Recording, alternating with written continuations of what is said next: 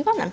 Okay, so one of the things that the DSM did was actually split out avoidance and what was formerly called those numbing symptoms. And so now there's 4 criteria of symptoms. They're still re-experiencing. There's now avoidance on its own, and there's now the term numbing has been changed to negative alterations in thoughts and mood, which really does quite more accurately capture the symptoms that are in there. And then Criterion E is increased arousal, which was formerly hyperarousal. So let's go over Criterion A, because there have been some really good clarifications in here.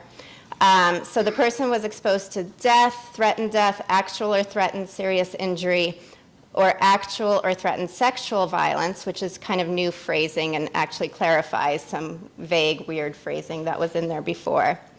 Direct exposure, witnessing, that hasn't changed. Directly by learning that a close relative or close friend was exposed to trauma. But the DSM-5 clarifies that that death has to have been a traumatic death.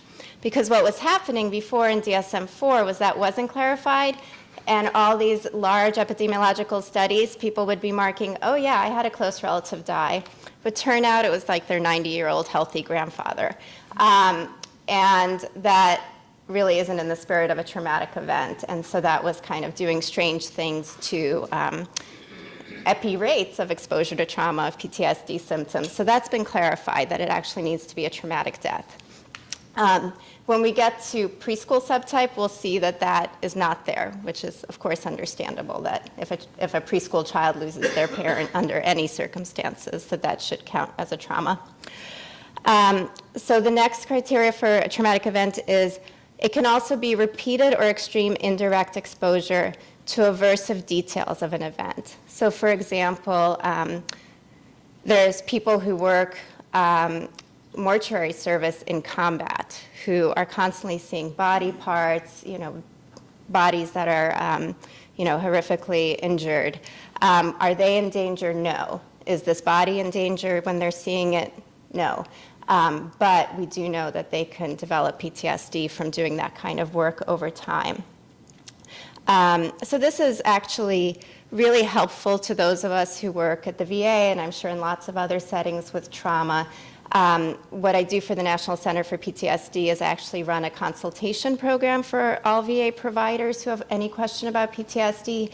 And this is a common question we were getting, and often from comp and pen examiners who were responsible for whether someone would get compensation for many years to come, would be, well, this isn't a traumatic event. I mean, he was perfectly safe in that mortuary.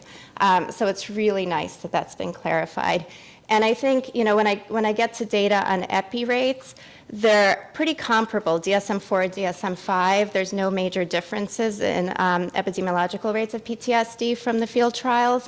And I think maybe this balances out that all those people who were marking down kind of normal, non-traumatic deaths were marking. So, the other thing I want to mention about this is there's now an explicit statement that exposure can't be through non-professional electronic media, television, movie, or pictures. I think of that as the 9/11 clause, all the people who kind of sat there glued to their TV for 3 days and then went to their mental health provider and said, I have PTSD. Could that be very upsetting, traumatic, indicative of something, traumatic in a colloquial way? Yes, but it can't be a criteria for PTSD. So previously, we had a Criterion A2, which was that not only did people need to experience this event, but they needed to react with fear, helplessness, horror. That's completely gone, and that is just thrilling to me. Working with combat veterans, I don't know how often we hear, it's what I was trained to do. I went into autopilot, I did my job, I felt nothing at the time. And so again, people were saying, well, I guess that person doesn't have PTSD. They have all the symptoms, they had the traumatic event, but no, they didn't respond with fear, helplessness, or horror. Another example is children who are being abused, who are often manipulated and have, whatever reaction they have that may not involve these and may not realize till years later what a horrific thing happened to them.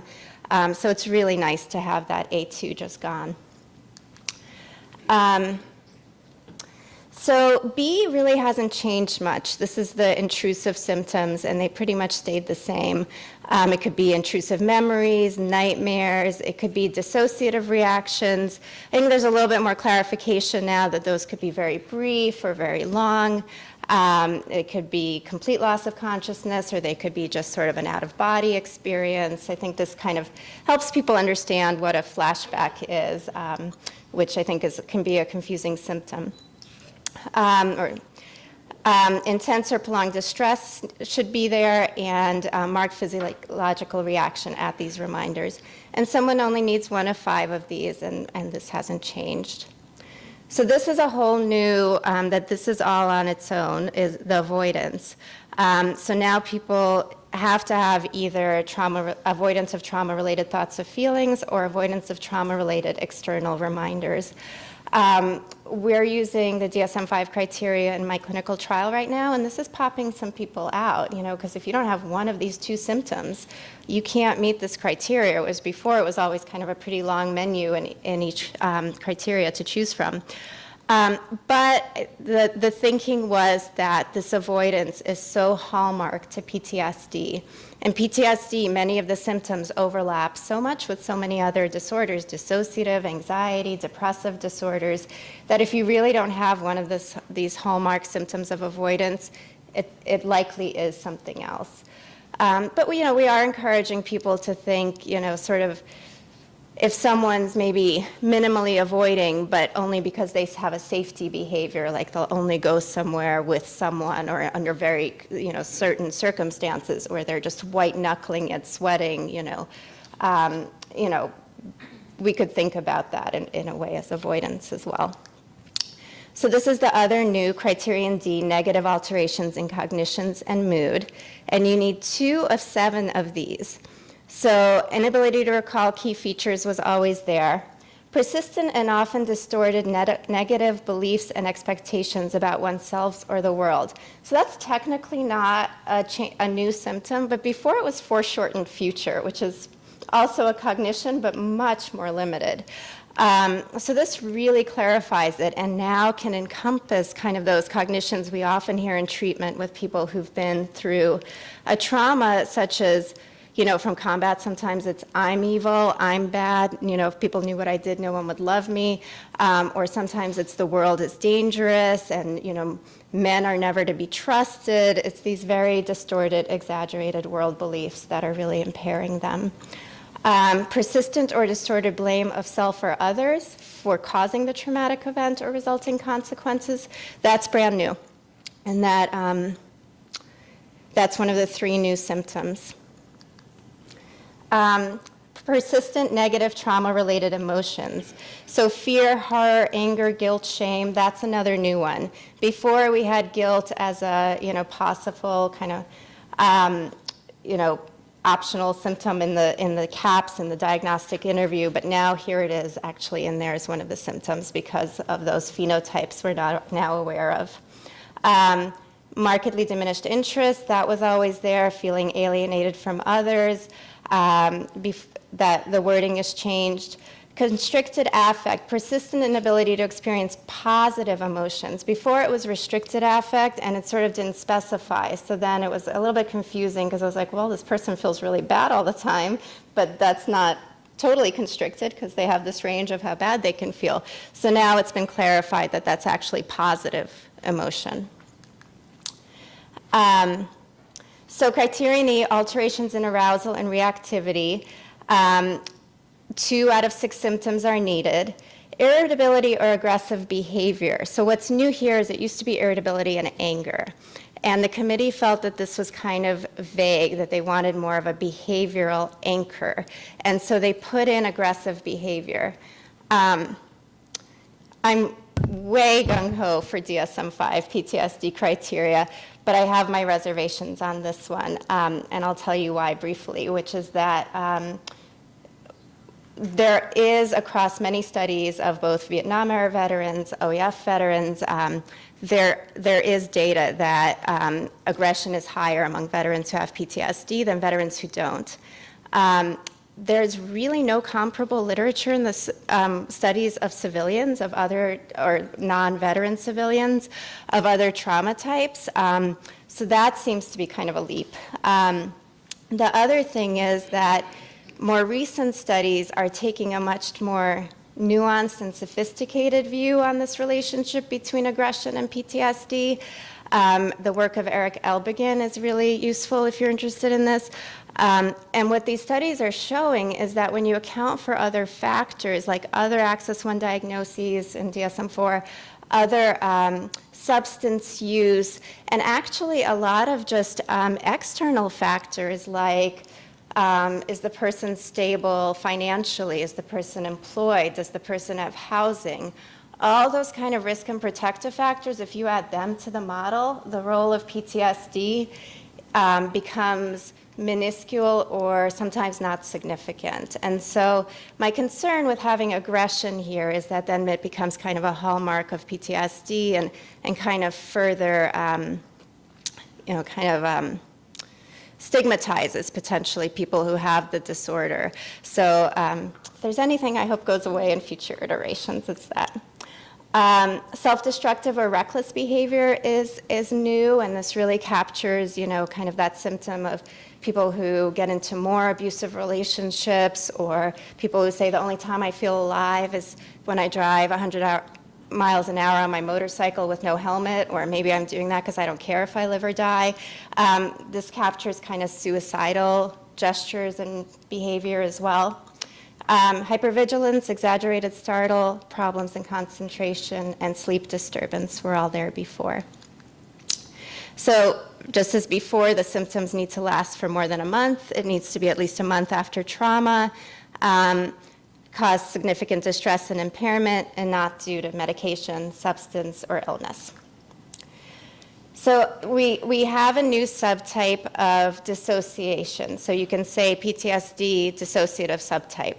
And I'll let you know why that got added. So just to go over the definition briefly, dissociation is a period of disruption or alteration of consciousness, memory, identity, body awareness, or decreased level awareness of time or oneself or surroundings.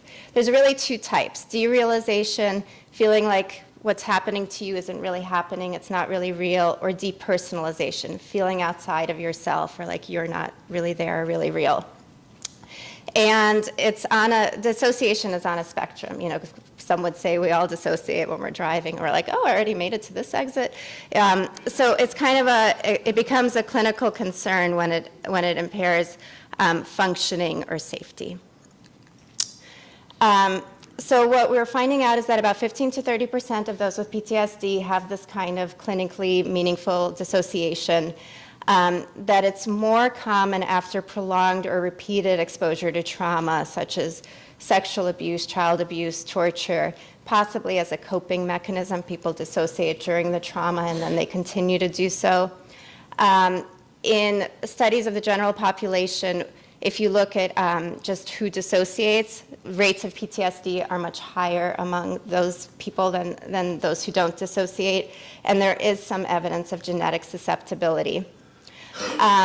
So are dissociators sort of different enough than people with PTSD who don't dissociate that it's worth having this subtype? And there's some evidence that they are. So there's evidence that they have a unique form of emotion dysregulation where prefrontal mediated limbic inhibition results in emotional overmodulation. And what emotional overmodulation looks like is someone who dissociates, is someone who's really spaced out and has a blank look, as opposed to an emotional undermodulator, might be someone who's crying hysterically and kind of has their emotion all over the place. So, so there is actually something going on in the limbic system that we can see among dissociators. And what's interesting is they respond to treatment differently. And we don't know a lot about this yet, but we're seeing it across enough studies that the hope of putting this subtype into the DSM was that research on the subtype would proliferate. What does it mean if people dissociate when they also have PTSD? And so what we know is in exposure therapies, we want people to habituate, right? We want them to experience whatever distress they're experiencing and learn that if they don't flee Costco, but if they stay there for 90 minutes, eventually, oh my gosh, nothing bad happened, I'm okay, I can handle this, wow, I can go to Costco, and they kind of start getting their life back. Dissociation seems to interfere with that process of habituating.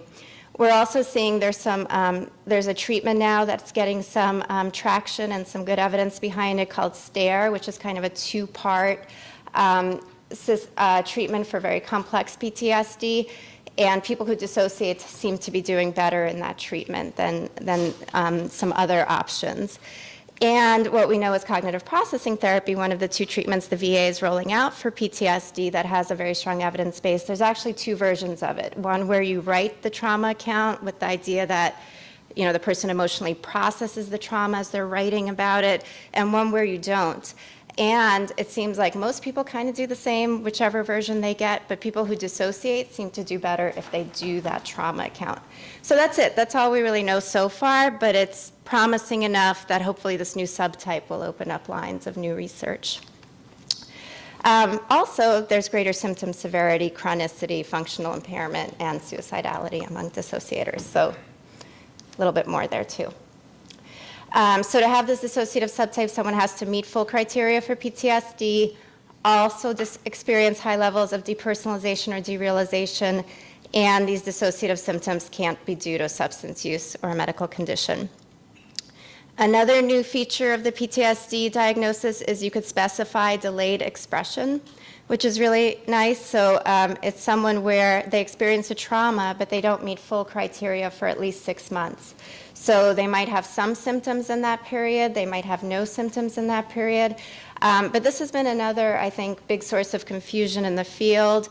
We had right around kind of the early 2000s and still a lot of Vietnam veterans coming in for the first time. And there was a lot of question of sort of, is this just for compensation? Why now when this person retires, do they suddenly need more money? Which is a very skeptical view that I don't support. But this really gives room for that there can be this delayed onset, that not everyone experiences symptoms right away. I remember working with a patient who functioned really well for 5 years, and one day was walking down the street and saw a woman holding a baby, just like in this traumatic event where an Iraqi woman was running toward him, holding a baby just before an explosion, and boom, he had one of the most severe cases of PTSD I'd ever seen when he made it to us a few years after that. But for 5 years, he was fine. So one of the controversies in PTSD is this idea of complex PTSD, or also people call it DESNOS, Disorders of Extreme Stress, NOS. And there is kind of a camp of clinicians, researchers who really believe there's this DESNOS diagnosis that's substantially different from PTSD. And what they say this is people who usually are traumatized, for extended periods of time, maybe like a POW, but more likely someone who was kind of born into trauma and, kind of had a life that never knew anything but trauma. The externalizing behaviors might be impulsivity, aggression, sexually acting out, alcohol, drug misuse, self-destructive actions that we see a lot of, emotional dysregulation, cognitive difficulties, interpersonal difficulties, somatization. So this has been around for a while, and there was talk of putting this into DSM-4, and it didn't make it in because the field trials just didn't support it. And what part of it was that nearly everyone who met the criteria for DESNOS met criteria for PTSD. So then the thought was, well, this is PTSD, it's just a form of it, and so it doesn't sort of justify its own diagnosis. And interestingly, in that time between 4 and 5, there was very little new research to draw different conclusions.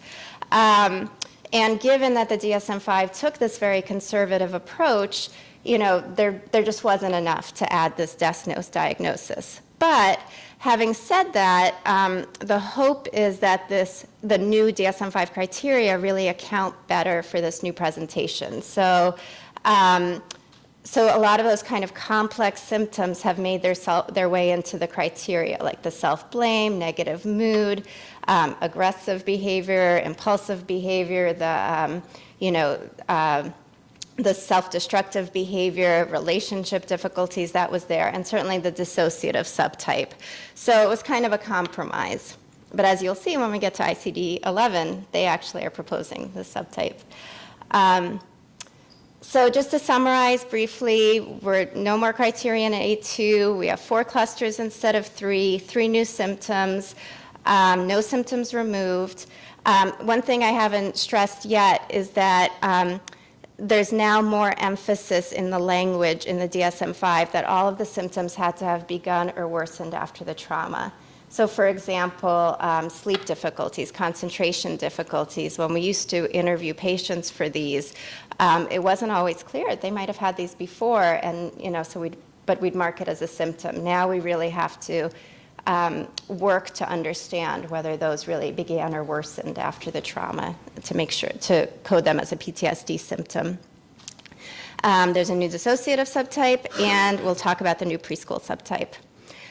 So there were 2 internet surveys to test the proposed DSM-5 criteria. The committee went for this internet survey approach because they really couldn't review past studies because they added 3 new symptoms, so the symptoms just weren't in there. And so there was a study of civilians of almost 3,000 non-veterans and 323 veterans. They found the prevalence rates comparable to DSM-4. Support for the 4-factor model, which isn't surprising. Symptoms with each cluster loaded well to that cluster. The 2 exceptions were the forgetting part of the trauma, the amnesia, and the reckless behavior. And it seemed that what was happening with those was only people with really severe PTSD were endorsing them, so they were acting a little bit funny in the analyses. And these studies really help determine kind of how many symptoms one had to have in each cluster. There was also some studies of test-retest reliability, again, one with non-veterans and one with veterans, both in Texas. And the kappa was quite good for test-retest, and in fact, it was better than for most DSM-5 disorders, including even depression. So as I mentioned at the beginning of this, I'm not a child person, but I just think it's so important that we have this first developmentally driven subtype that I want to talk briefly about preschool subtype and kind of how it came about. So basically, Mike Scheringa, again, is the person responsible for just a lot of this research, and he's done just incredible work. And what he found, to, I guess, start a little bigger, all of the research done on the criteria for DSM-4 was on people who were 15 plus, and yet it was being used literally on preschoolers to diagnose the disorder. We know from many studies that trauma among children, of course, is common. We have studies of symptoms among children that show that they don't remit on their own, that children who are symptomatic at, 24 months are likely to be symptomatic at 5 years without treatment. And yet what we were finding in prevalence studies when we used the adult criteria is that even in settings where clearly most of the children were highly, highly traumatized, using the DSM-4 criteria, the prevalence rates were between 0.1 and 12, whereas in comparable adult populations, it would be 32 to 59%. So clearly the criteria weren't working. So what Mike Scheringa and his colleagues did was they found all of the well-described cases in the literature of traumatized children. And they, these are cases where you could sort of see what symptoms they were presenting with, and they took the DSM-4 criteria and said, okay, how many of these kids would meet it? It was 0. Then they created a checklist of the symptoms that were appearing consistently with good reliability that were more behaviorally anchored that you could see in these young children who were often pre-verbal. And they made a checklist and they applied it to 12 new cases. So the items were distilled from real cases. They were focused on behaviors rather than subjective experiences because a preschooler isn't necessarily the best reporter of their subjective experience. They were operationalized descriptors, and they paid attention to frequency and reliability. So if a symptom only appeared once or twice, they didn't include it. And so the goal was to create this criteria that was behaviorally anchored, developmentally appropriate, and would be better able to accurately diagnose and give us a sense of prevalence rates. And why do we need this? Because many cases have probably gone undetected, and believe it or not, treatment works for preschoolers. There's actually been 3 randomized CBT studies of 3 to 6-year-olds, which, I mean, I want to know more about these treatments. I'm just fascinated by this. And as you can see, let's see if I can figure this out. No, that's not what I want to do. Anyway, as you can see, things go down, both for PTSD symptoms, depression, separation anxiety, ADHD, oppositional defiant disorder. Symptoms go down with treatment for this very young population. So they used the DSM-4 as a starting point, and they went through multiple iterations. And here's what they came up with. So just to summarize the changes, just like DSM-5 for adults, they took away no A2, which was, the response involved fear, horror, and helplessness. And if you think about it, this is far less appropriate for children than it ever even was for adults, because as a child really going to tell you, oh yes, when that happened to me last month, boy, did I feel horror.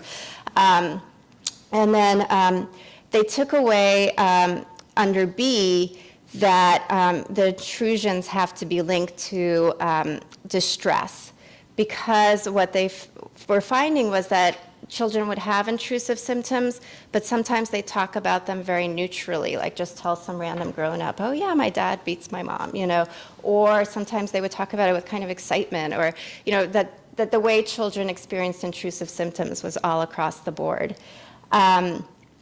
C is the one that previously was, sense of foreshortened future, again, things that you're not going to be able to consistently get a preschooler to express.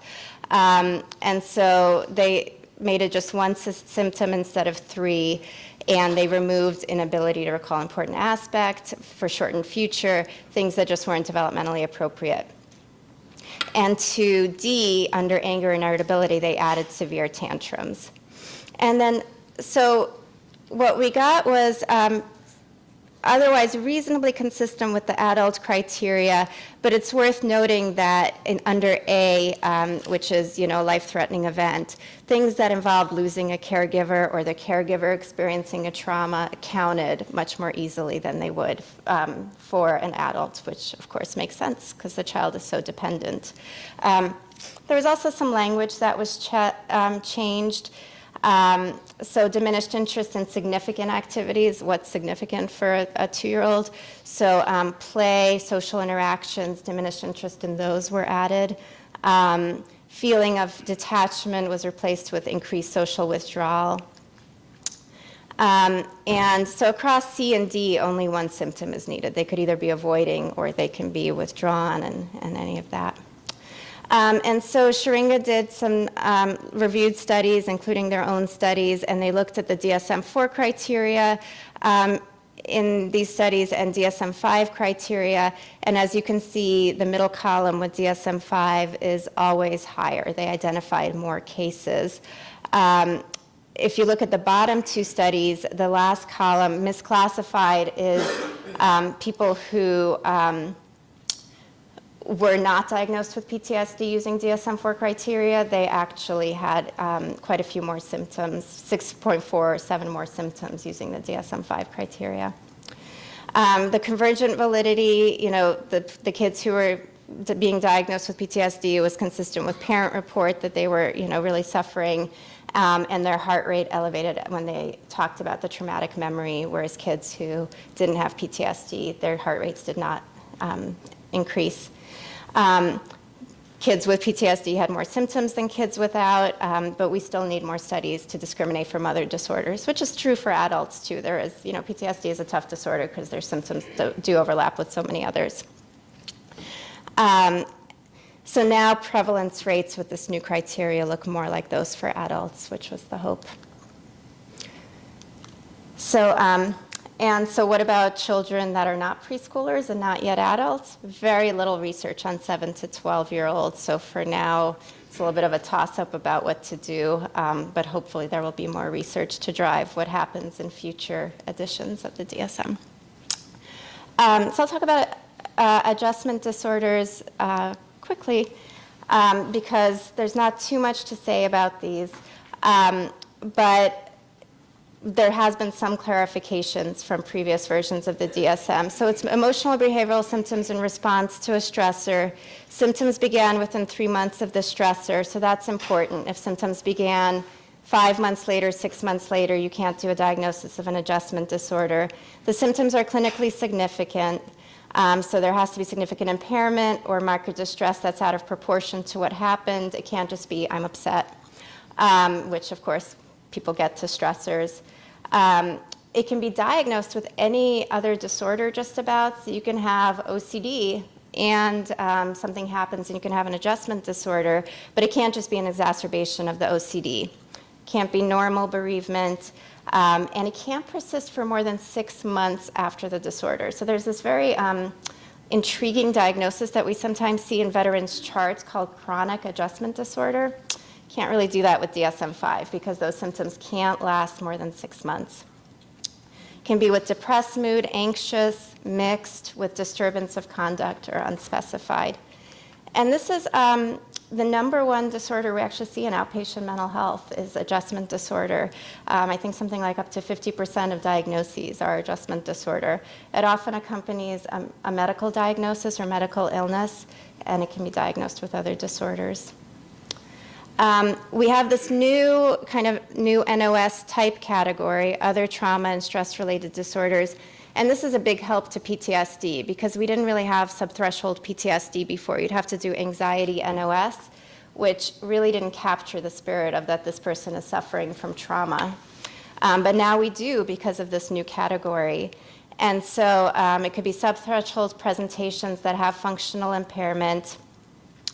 And it could be either specified trauma and stress-related disorder or unspecified. Specified is clinicians communicate why the criteria were not met. Unspecified, they don't. So perhaps in an emergency room, someone's not going to, kind of have all the details, and they can just do unspecified. So some examples of when you would use this would be an adjustment disorder if the onset was more than 3 months or the duration was more than 6 months, subthreshold PTSD, some cultural stress syndromes, and for now, persistent complex bereavement kind of issues, possibly. And ICD-11, so this is coming in 2015. It's still under development. Nothing's finalized yet, but it kind of took the opposite approach. So whereas DSM-5 was, we're starting with DSM-4 criteria, every change has to be strongly, strongly justified, they said, what if we started with a blank page?